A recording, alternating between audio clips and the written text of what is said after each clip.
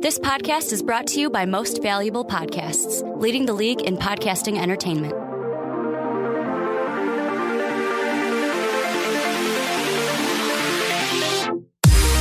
What's going on, Real MVPs? Welcome inside another episode of What's Your Fantasy? Brandon Swanson, and across the table from me is Ricky Widmer. What's up, guys? And before we get started into today's episode, a little bit of housekeeping here at the beginning. And first, I've got to say, if you want to support this podcast or any other podcast on MVP, make sure you become a patron at patreon.com. You can become a patron for just $1 a month, or if you want to come on a podcast just like this one, What's Your Fantasy?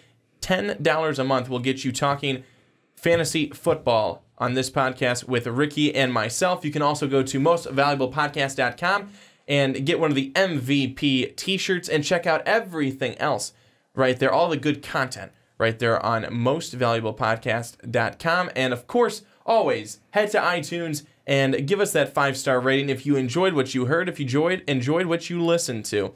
Make sure you do that as well. All right, Ricky, another week in the books, and I am told that we are now 4-1. Not officially, but we will be. Good. It looks like we are up on $sign Darnold's. $sign Darnold, I do like the name. 115.2 to 84.5. He's got Michael Thomas tonight. We got Mark Ingram tonight. I'm feeling good. So we'll probably win. We're projected to win like 128 to 103. So we'll probably win, go to 4-1, and keep our division lead on the division where Jake is down by 5, but he's got 2 people tonight. He'll probably win. And Kyle is down or is up by like 40 points and is probably going to win over Austin as well. So it looks like we will keep our 1-game lead over the 2-3 guys that are 2-2 in our division. And now, Ricky, do it every week. Let's go inside the numbers. Take us inside the numbers on how we are most likely going to get win number 4 in the season. Sorry, I had a little bit of a burp. I was like, ooh, is he going to come to me? Well, I mean, for us this week, the big question that we'll have again next week is, who do we start, Andy Dalton or Aaron Rodgers? Because this week, Andy Dalton only had 13 points. Aaron Rodgers had like 29. So it's like, Aaron Rodgers, what are you going to do? Are you going to play well when we put you in the starting lineup, or are you just going to have that reserved for when you're on our bench? Well, this was the first game since week 1 that Aaron Rodgers looked a little bit like Aaron Rodgers. He had 442 passing yards, 3 passing TDs. I mean, the 19.9 that was on our bench was not terrible compared to Ryan Fitzpatrick, who I believe had a little bit more than that, but it wasn't much. Another thing is we'll probably put Julian Edelman safely into our starting lineup after, because if he gets a touchdown, he's got like 19 points. Like if he's got a touchdown, that's another reception. Give him about 20 yards on that reception. So that's about maybe 3 points right there, plus 6. He's about at a 20-point game at that point. So, I mean, I think it's safe to put 7-catch Julian in our starting lineup from now on. Yeah, you know, and I liked your thinking on it because I was right there with you. It's Julian Edelman's first game back with the Patriots. Let's see how he does. I mean, we know, we expect that he's going to be pretty much involved in this offense, but I think it's good to kind of see what happens. And now I think we can kind of roll with him consistently. And also our starting wide receivers, we haven't had to worry until this point. Adam Thielen has been really good. I'm feeling the Thielen. Will Fuller before this week has been doing very well, and Calvin Ridley before this week had been doing really well. Yeah, Calvin Ridley's been doing really well. He's been solid. He's been consistent, and I don't think that he's going to be one of those guys that is a boom or bust with the touchdown. I don't think that that's going to be it. It's like if he's got a touchdown, he's good. If he doesn't, he's bad. But even this past week, it wasn't an all-out disaster for him. It's not like he had 2 points. This was I think all around for Atlanta, they only scored 17 points. This wasn't a great game for the Atlanta Falcons. No, Will Fuller was more of like a, whoa, what's going on there? How he only had 2 catches for 15 yards. I think you also have to remember, look at Will Fuller last week, at the end of last week. Bill O'Brien took him out of that game, said that he probably could have come back in with that hamstring injury, but he's been nursing it. He's been nursing that injury. I think you could tell that probably him put Julian Edelman in now. and QT were not we're not 100%. And a guy who's been on the injury report, DeAndre Hopkins, he looked 120% last night. Yep. So I mean, I think you just gotta kind of wait a little bit more on Will Fuller because Deshaun Watson does like him, does go to him a lot, but he clearly isn't 100% healthy. Yeah, no, for sure. Running game. Our running game? What'd you think? Let me look at him because I went off. It's like Todd Gurley is Todd Gurley. Yes. The rest of our running game, we'll see tonight how Mark Ingram does. Lamar Miller didn't play, so that made putting Mark Ingram well. And then Austin Eckler, like 12.9 points isn't bad, but he's on our bench. So let's see what Mark Ingram does tonight. Of course, we probably won't need it. Well, yeah, we might to kind of stave off the $ Darnolds, but Todd Gurley is just an easy lock every week. I mean, for us, he's got his lowest game for us has been a 23.7 week one. Like, other than that, he's good for at least 24 to 33 points every week. Ricky, this is a perfect segue into what we want to talk about this week, and it deals with the running back position. It is a position that is so important in the NFL, but it's certainly a position that is so important in fantasy. If you do not have one of those top running backs, it's going to hurt you. It's going to hurt you because if you don't have a guy who is kind of the lead workhorse, it's going to hurt. And you talk about a lead workhorse, that is Le'Veon Bell. And we have talked about him before. We talked about him earlier in the season, having his holdout, not coming to camp, not coming and reporting to the team. What's going to happen? Well, it looks like the mystery has been solved on what's going to happen. ESPN reporting earlier in this last week and a half that it looks like Le'Veon Bell is, in fact, going to be showing up to the team around their bye, week 7, week 8, and that the hope would be that he would then be playing for the Pittsburgh Steelers. That's not a guarantee. It sounds like he's going to be showing up then, but he needs to be able to sign before he can play. So this is something where it's going to be really interesting. If he does end up showing up, if he does end up signing that franchise tag for the rest of the season, Ricky, this is a spot right now. People who have Le'Veon Bell, do they trade him? Do they trade him right now, or do they hold on to him? Do they trade him in the hopes of trying to get someone who is? It's going to be hard. You're going to be hard. Are you asking hold on, me for the show or for you? Just a second. Not for the show. Okay, for the show. Because I'm like, you have Le'Veon in one of your leagues. I do. And I at this point, I'm most likely going to be 4-1 without him. I ride him. I ride without him. But if you're not in the position where you can do that, I know one of my buddies in another league, he's had Le'Veon Bell since the beginning. He kept him as a keeper, which you have to do if you have a brain in your head. But he is hurting right now. He is either going to be 1-4 or 2-3.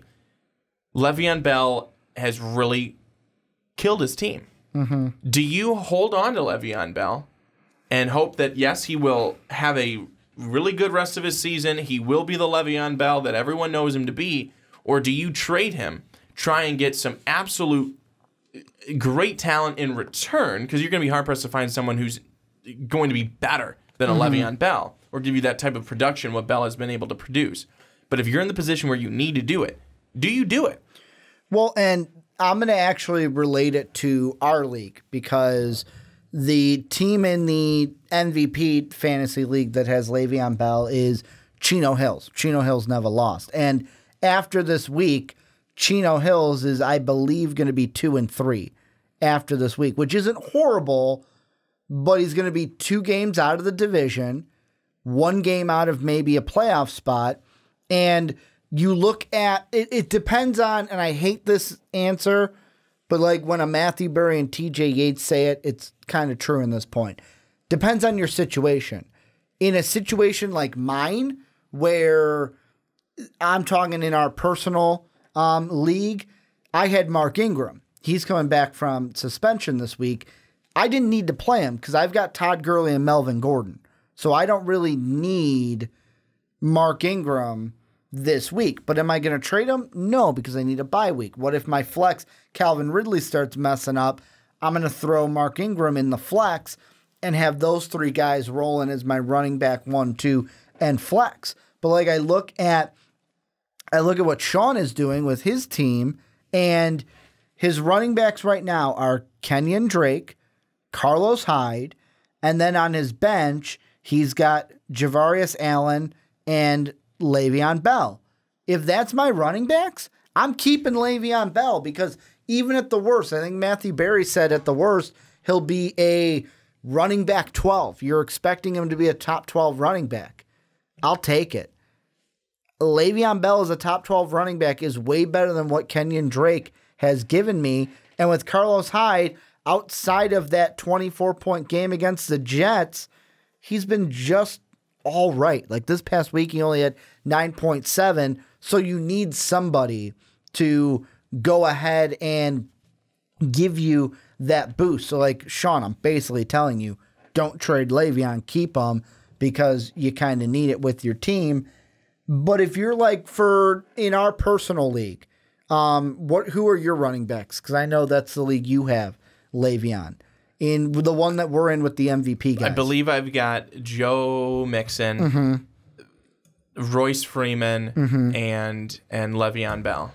So, I mean, even with yours, I mean, yeah, you're 4-1 without him, but I might take Le'Veon over a Royce Freeman. And I mean, that's the thing. It depends on your situation. Like, if I had him in my situation, take Mark Ingram out, put Le'Veon in, I might be looking to shop Le'Veon because I've got Todd Gurley, I've got Melvin Gordon. But on top of it, the rich just keep getting richer. Why don't I put him in as a flex to where if you're sitting there at 1-4 or 0-5 and you're like, you know what? There's no way I'm coming back. My wide receivers aren't good. This isn't good.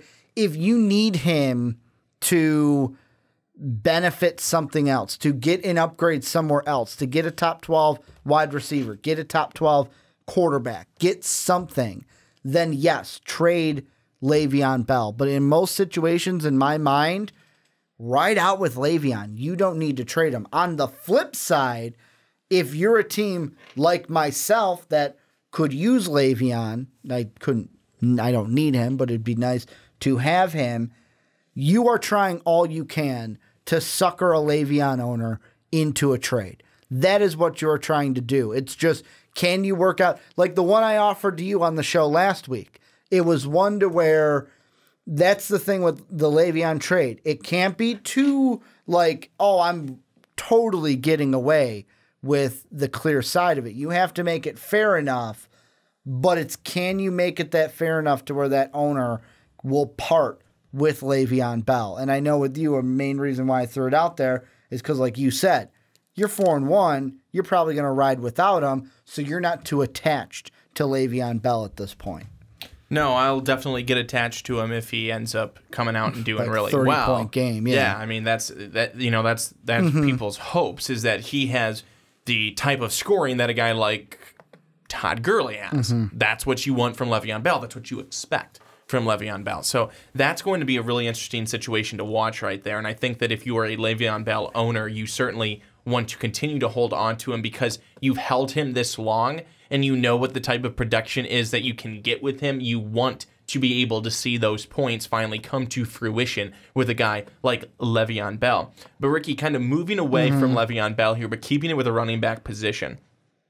We have a guy who just went off again for the New York Jets. Jets, Jets. And that was the Crow, as they call him, Isaiah Crowell. Isaiah Crowell shocks the world and literally everyone. 15 carries, 219 yards, and 1 touchdown, and 1 catch for 12 yards against the Denver Broncos, who ranked, I believe, 10th in yards against the run this season. Well, they no longer rank 10th, Ricky. And Isaiah Crowell now on the season has 57 carries, 390 yards, and 5 touchdowns. He has had 5 games so far where he has played in. His first game, and I'm talking from a standard league now. First game, he had 22 points against the Lions. 102 carries, 102 yards, 2 TDs. Week 2, he had 3.9 against the Dolphins. 35 yards. Week 3, 17 points against the Browns, 34 yards, 2 touchdowns. Week 4, he had 0.3 against the Jaguars. Week 5, 29 against the Broncos with this outstanding performance. Are you buying Isaiah Crowell? Well, the tricky thing with that question is he is owned in, and I'm looking at ESPN, he is owned in 81% of leagues, so there might be a chance he's not there.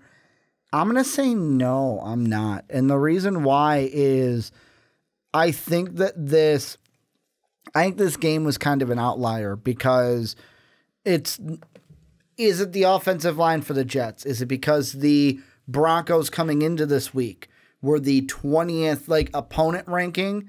They were 20. So it was a green number that you were seeing, not a red number when you looked at the opponent rank for Crowell.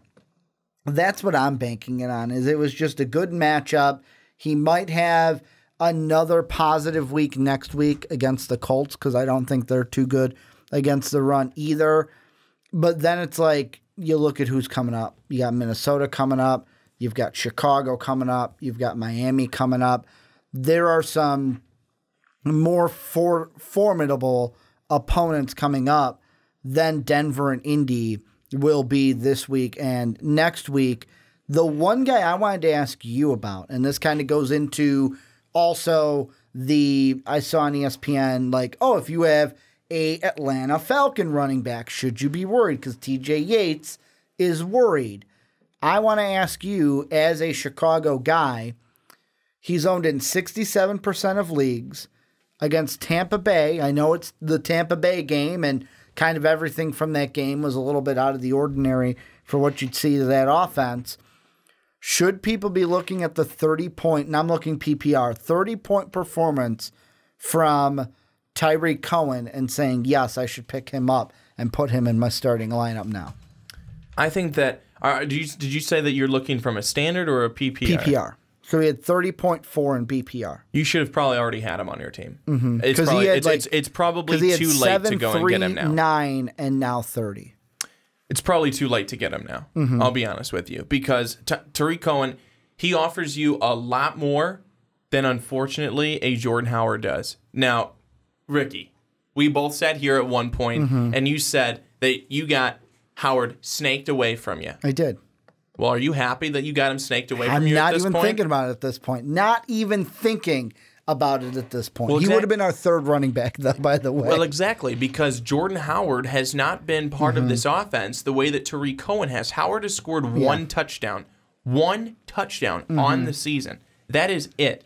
Tariq Cohen has been a really big part of this offense so far for the Chicago Bears. He really has been. He's put up a number of points. From a PPR standpoint, this is certainly a guy that you want to have on your team because he will run the football, but he'll catch a lot of passes, and he'll get some yards as well. So many times, I was just saying this to my dad the other night. I said, Dad, someone caught a pass. I think it was, I can't remember, who was it maybe that caught a pass, and they went nowhere. And I go, can you believe in a PPR you get a point for that? And then I go, well, at the same time, it's kind of nice. You get a point. You know, you didn't have to do anything, but you still get a point for it. But that's the thing with Tariq Cohen. He could have 8 catches, 10 catches, 50 yards. Yeah. He's already got 8 to 10 points just on the catches. The yards are gravy. And then you add a touchdown on there, he's getting good points every single week. Tariq Cohen is a guy that you absolutely want to have. Another guy similar to Tariq Cohen, James White. Ooh. Who would have thought that James White is a guy that you want to be owning as a coming into the season, and certainly at the end of last season, it was like the third running back, only passing downs. But him and Tom Brady have such a connection. This guy is catching passes all the time. He had 10 catches last week, 77 yards, and a touchdown. He barely runs the football, but he doesn't need to. Tom Brady treats him like a wide receiver. Yeah, and I mean, James White's going to be a little harder because he's owned in 86% of leagues, so there's a good chance he's not available. I'm going to give you a guy that is similar to those guys too, but he has the same percentage of availability that Tariq Cohen has, and he's used as a receiver and running back, and that's a guy sitting on our bench in Austin Eckler. If you are looking for a running back option, of course he's not going to give you the 30-point performances. He has not broken 20 since his 23.6 game, but besides the game against the Rams, Buffalo, he had 12.8, 13.6 against San Fran. This past week, had 12.9. He's not going to do it running the football. This is a guy that is going to be used in the receiving game, and he is getting these totals. Like, he got 23.6 against the Chiefs. Guess how many total touchdowns he has on the year? Take a wild guess at how many total touchdowns he has on the year, and I have to double check to see if he has any receiving touchdowns. Do you want to take a wild guess? Let's go with 4. Well, he's got 0 rushing touchdowns on the year, and when it comes to receiving, he's got 3 touchdowns on the year. Not a guy who is going to do it in the end zone, but he's a guy who, through 5 games, 35 targets, has caught 27 of them, and he's going to go, or no, I'm looking 2017. He has 17 targets, has caught 14 of them, and in average, he's going for about 14 to 15 yards per average on reception. So it's like, at this point, I'm looking at it, and I'm going, hey, you know what? He's a guy that, is he going to break out and have a huge game? No, but if you're sitting there... Just a huge game, not a huge? Not even a huge. Like, if you're struggling for a running back, like if you have one of the Atlanta running backs and you're struggling, if Austin Eckler's there, go ahead, pick him up. That in itself could be enough to where if you have a running back that's only getting you a subpar game, like what Gronk's doing for me, getting me like 6 to 7 points, then go get an Austin Eckler. He's going to, even if you put him in the flex, he's going to go get you 12, 13 points, and you can count on those 12 and 13 points. However, if he plays a team like the Rams, there have been that one game where he had that 8.1. No, I think you're right. I really do like Austin Eckler, and I think that if he was on another team, he could be the starting running back. Mm-hmm. He could be the starting running back, and he would be a guy who can run the football, but we already know how effective he is as a receiver. Mm-hmm. What about a guy like a Javoris Allen? I was just looking at him, and the reason why is because he was on Sean's team, who I mentioned with Le'Veon. He's a guy that's in the Austin Eckler range, but maybe he could be better than Austin Eckler, because, I mean, you look at it, all but the Pittsburgh game. I mean, the Cleveland game, 11.8 isn't his best, but he's had a better average before that of between 14 to 17.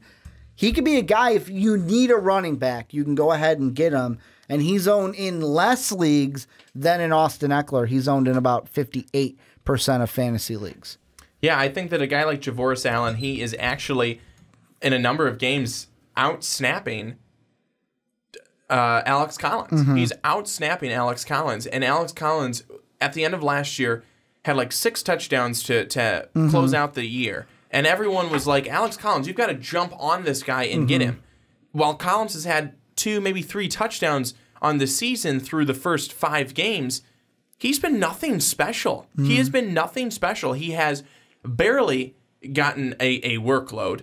And then it looks like every time they're going to pass, it's Javoris Allen. This guy is out on the field more, and Flacco goes mm-hmm. to Allen a lot. It's like in the Week 5 projection, they said, but the team trusts him to serve an important role in high-leverage moments, particularly if Collins struggles. So, I mean, there's that. If Collins is going to continue to struggle, he's going to get the key snap and key moments, and that could be good for your fantasy team. No, absolutely right. You are 100% correct. Let's talk about a team now and a couple of guys who mm-hmm. a year ago, they were pretty good. It was a pretty good duo, and maybe even going a year farther back as well. The Atlanta Falcons. You've got Devonta Freeman, who when he was first coming onto the scene, everyone wanted to get this guy. Mm-hmm. He was good. He was putting up yards. He was running the football. He was catching passes. He was getting touchdowns. Well, then he kind of got banged up a little bit. Tevin Coleman came into the picture. And Tevin Coleman was looking really good. And then when Devonta Freeman was healthy, he was running the football. Coleman was coming in and getting the football. It was a really good split. Well, now, doesn't seem like either one of them are guys that you want to own on your football team. Ricky, what say you? I mean, it's a shit show, and that's me putting it as just kind of not as nicely as I should have put it. If Devonta Freeman was going to be out for the entire year, I'd have a little bit more confidence because it's like, oh, Tevin Coleman hasn't been doing terribly, I guess. Like, he's not great, where it's 11, 16, 12, 10. The thing, though, I look at, and maybe the Pittsburgh game's an outlier, 5 points for Coleman, 6.1 for Freeman, and it's going to be with this team, with the struggles they've already had. Now that you have two, can they coexist in this offense? Are they allowed to coexist in this offense? Because if you look at the team as a whole, the offense as a whole is struggling basically as itself. So now that you add Devonta Freeman back in, is that just going to make more problems? Or great, now I can't play Coleman because now his 12 points, his 13 points, now turns into 5 points. See, I think that's the whole problem. And this past week, we saw Coleman get just 15 yards receiving, 15 yards rushing, 3 points. Freeman wasn't much better than that. But now they've got this Ito Smith that's coming in and vulturing some points and touchdowns away from the two of them. So now you have not just a two-headed monster, but a possible three-headed monster. Ito Smith got a touchdown yesterday that was taken away from, obviously that's taken away from both Freeman and Coleman. And it's like, what do? Do you give up? Because I know my dad, he just gave up Coleman. He's like, I can't be dealing with this anymore. He's kind of struggling as a team as it is right now, but he couldn't deal with a guy like that. He needs to have someone who's more consistent than that. I would take Eckler or Allen over Coleman. Yeah. And that's the thing. Eckler's getting those points I did, and he's the number 2 behind Melvin Gordon. I know. Like, there's no way he's going to take the number 1 job from Gordon, but because of how they use him as a receiver, he's paying some fantasy dividends and can work for somebody who may need an RB2 or a flex spot. I know. It's really crazy, and I was just... That's why I've stashed him on our bench, because I'm like, you know what? We might not be in the lineup every week, but it's good to have a guy like that. Yeah, absolutely. And I think it's one of those things where if you're a guy if you're a team that can have a guy like an Eckler and have him on your team and not need him to be your starter, you're in a really good spot. You are in a really good spot as a fantasy football team, because an Austin Eckler, who has been consistently getting double-digit points for most of the season here through the first 5 weeks, and you don't have to put him in your starting lineup, that's just a great guy to have just in case, Ricky, just in case. You might need to be able to trade him. You might have to trade him later on in the season. And that's what I think is really impressive. It would impress me if your team is that good. Because let's say later on you need a wide receiver. You need a trade chip to get that wide receiver. And someone's looking for a running back. Well, I've got Austin Eckler. He might be able to fit just fine on that person's team. Might be just what they're looking for. Or, I've got a Javorce Allen. That guy might be just fine to fit on someone else's team. So it's really kind of a method of strategy as well. Sometimes when you're going out to get some of these guys, do you want to get them because you want them? Or do you want to get them because you don't want that person to get them? And I've done this strategy both ways sometimes. I don't want anyone else to get them, so I'm going to. I'm usually a guy where I'm like, hey, you know what? I'm only getting a guy if I need him. I'm not going to trade for a guy. And on the waiver wire, it's different. On the waiver wire, yes, I've done that. But trading... I'm only trading for a guy if I need the guy. I'm not going to trade for the guy because, Brandon wants that guy. Oh, no. I was talking about it in terms of the waiver wire. Oh, waiver wire, yes. If I'm higher on the waiver. But that's the thing. I've only done it if I don't need any waivers that week. Like, I've usually done that when I'm having a good record. And it's like, ooh, you know what? Maybe I kind of trying to steal this guy from someone who doesn't check the waiver wire exactly on Tuesdays. But, I mean, I think you should. If you don't have Austin Eckler on your team and you can give someone up for him, I think you gotta have like him or an Allen on the team just to give you that option at running back, because they're not amazing, but they've done enough to where it's like, hey, you know what? All right, I'm going to have this guy out there, and I'm going to use him if I need him in the running back situation. Ricky, any final thoughts on the running backs? I'm trying to find another guy like James White, and I'm kind of not fine. I'm basically having a hard time finding it, because like with New Orleans, I was like, ooh, they pass it a lot. Well, they've got Mark Ingram and Alvin Kamara, so it's like it's going to be very much finding those guys. Like if you believe in Cohen after the Tampa Bay game, Eckler if he's available in your league, Allen if he's available. The Packers situation, I might stick away from all of them because I think Aaron Rodgers likes the receivers a little bit more. But I would say if you have one of the Atlanta running backs, go right now, see if Eckler's available, see if Allen's available, and go and put claims on them right now so that you can replace Tevin Coleman or Devonta Freeman. I would do what your dad did. Screw it.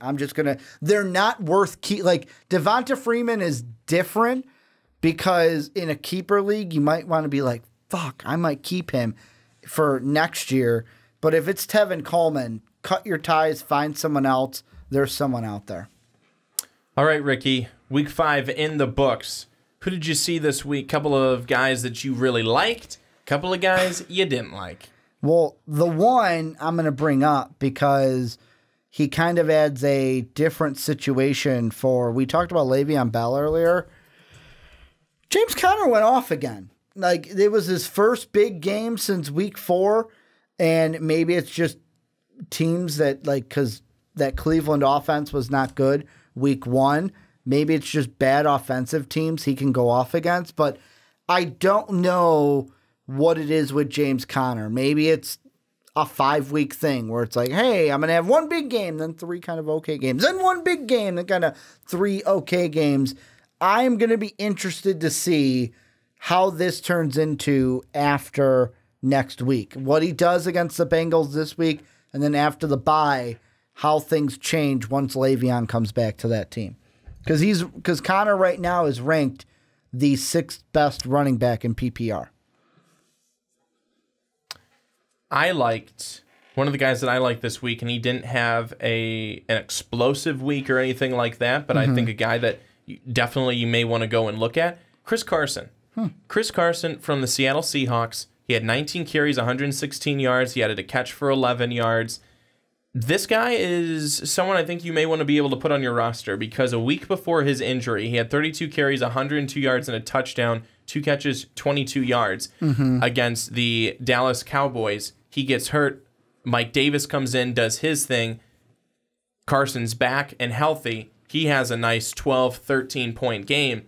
Now you go on the road at the Raiders, then your bye, then a Detroit Lions running defense that's been really soft. You look at the end of the season, week 15, 16, 17, you've got the Niners that are right now 14 against the run. The Chiefs and the Cardinals to end it. Chiefs right now 26 against the run. Cardinals 29 against the run. So a guy and you think that you're going to be making a push for the playoffs, you want to be able to make sure that you've got a guy like Chris Carson that's on your team, especially against some of these softer running defenses later on in the season. Chris Carson was a guy that I really liked this past week. I got one more for you. This one's from the wide receiver camp, and maybe this is something we think about doing because we've got the wide receiver I'm thinking about.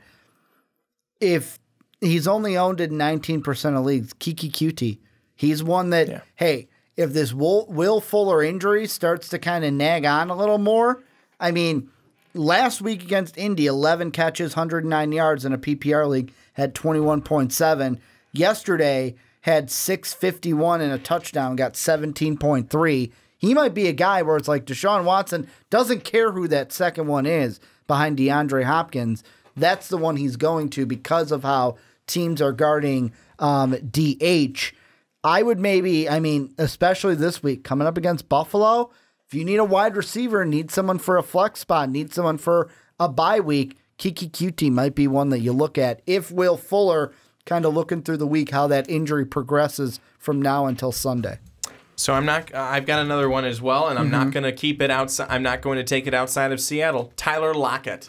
Tyler Lockett, 3 catches, 98 yards, and a touchdown against the Rams. I know what game Brandon watched this week. And he is 4 out of 5 weeks, he's caught a touchdown. In 4 out of the first 5 weeks, he's got a touchdown. And the week he didn't, 5 catches, 53 yards. That still would have gotten you 10 points in PPR. The rest of them, he's gotten 14, 17, 18, then the 10, and then 19. So this guy is a guy who, if you don't have him on your team right now, you still may not this next week because someone may have already gotten out and gotten him. But Tyler Lockett, he's a guy that definitely go and get. He's making a big splash. Okay, I'm going to add a new one for you. Okay. Ricky's Sleeper of the Week. You ready for it? I'm ready. Equanimeous St. Brown. Equanimeous St. Brown. I saw it and I'm like, I didn't know he was on the Packers. I did know that. 11.9 points this week. If that wide receiver core continues to be injured, expect Equanimeous St. Brown to get a ton of balls from Aaron Rodgers. I'm excited to see what this kid can do. Yeah, I like that. I saw him, and I'm like, wow, the Packers are so injured. They're digging all the way into the Equanimeous St. Browns. That was really cool to see. This might be one where this week against the 49ers, if you need a wide receiver, or if you don't, just pick. He's not even owned in 1% of leagues. Why would he? It's go ahead and get him. Roll the if you're that decrepit at wide receiver, or you need someone. If this Packer offense is going to be that injured again this week, roll the dice because he's going to have opportunities against that San Fran defense to make some things happen. Because he had 3 catches for 89 yards against Detroit. And Ricky, finally, give me 1, give me 2 guys that you look at, and maybe it's not just this past week, but you're like, you know what, I'm staying away from them, or I'm done with them. I just don't feel it. I don't think it's going to happen. Can Tevin Coleman be one? Because that's really what. Yeah, that's fine. Before I do that, can I give one more that I really like? Sure, Christian one more. Kirk. Yeah, Christian Kirk. I was just looking at him. He was one that I really liked from this one. So a guy that I don't like, that you're like, stay away from. I'm gonna have to think about this one for a hot second. I'll give you one while you're thinking. Yeah. Is I've already talked about him, and he came back from the dead this past week. But do not fall into the Robby Anderson trap. I'm telling you, don't do it. Okay, don't do it. Robby Anderson has an outstanding week this past week after I had already written him off the island. 3 catches, 123 yards, and 2 touchdowns. You have been voted off Robby is going back off the island, though, because this is one of those one-hit wonders that I think he might have another one later in the season, and he probably will. But this is not a guy that you want on your team for consistency. Robby Anderson is the hit or miss. He is the hit or miss. He showed it last week. 3 catches. That was it. 123 yards, 2 TDs. But I'm also another guy that I'm getting rid of. I am getting rid of him this week. I am pissed at him, and he's gone. Quincy Enunwa, same team. He's not getting enough. He's not getting enough looks. Well, he's getting some looks. He's not getting enough production. He's going off my team too, and I was really a big fan of him. He's gone as well as of this week. Hopefully, I can get Tyler Lockett on the team. Otherwise, I might be a little upset. You know what? You're telling me all these that like you're doing, and I still have not found. I don't know. I'm gonna say. I'm not even confident in this one, but I'm going to go with CJ Beathard. I know that he had 20.7. He had 17.